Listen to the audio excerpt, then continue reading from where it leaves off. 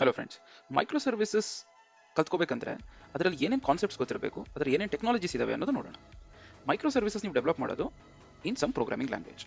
ಆ ಪ್ರೋಗ್ರಾಮಿಂಗ್ ಲ್ಯಾಂಗ್ವೇಜ್ನಲ್ಲಿ ನೀವು ಬೇರೆ ಮೈಕ್ರೋ ಸರ್ವಿಸಸ್ ಡೆವಲಪ್ ಮಾಡಾದ್ಮೇಲೆ ಅದನ್ನು ಇಂಟ್ರಾಕ್ಟ್ ಮಾಡೋದು ಯೂಸಿಂಗ್ ಮೆಸೇಜ್ ಬ್ರೋಕರ್ಸ್. ಅದನ್ನು ಮಾನಿಟರ್ ಮಾಡೋದಕ್ಕೆ you can use Kibana, Grafana and Prometheus. ಅದನ್ನು ನೀವು ಪ್ಯಾಕೇಜ್ ಮಾಡೋದು ಯೂಸಿಂಗ್ ಕಂಟೈನರ್, ಸೆಕ್ಯೂರ್ ಮಾಡೋದು using JWT or HTTPS. Then ನೀವು ಡಿಪ್ಲಾಯ್ ಮಾಡಬೇಕಾದ್ರೆ you can use container orchestration. Tracing ಅಂದರೆ ಬೇರೆ ಮೈಕ್ರೋ ಸರ್ವಿಸಸ್ನಲ್ಲಿ ಹೇಗೆ ಫ್ಲೋ ಆಗ್ತಾ ಇದೆ ಅದನ್ನು ಲಾಗಿಂಗ್ ಎಲ್ಲ ಚೆಕ್ ಮಾಡೋದು tracing. You connect it with the database, right? It can be SQL ಅಥವಾ NoSQL.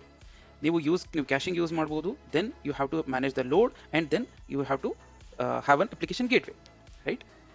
ಆಮೇಲೆ ನಿಮಗೆ ಡಿಸ್ಕವರಿ ಸರ್ವಿಸಸ್ ಬೇಕು, right? So there has to be Eureka or which is from Spring or Netflix Eureka service, right? And then API management ಮಾಡ್ಬೋದು, MuleSoft or other software, right? Generally ಇದನ್ನೆಲ್ಲ ನೀವು ಒಂದು cloud ಪ್ರೊವೈಡರಲ್ಲೇ ಮಾಡ್ಬೋದು.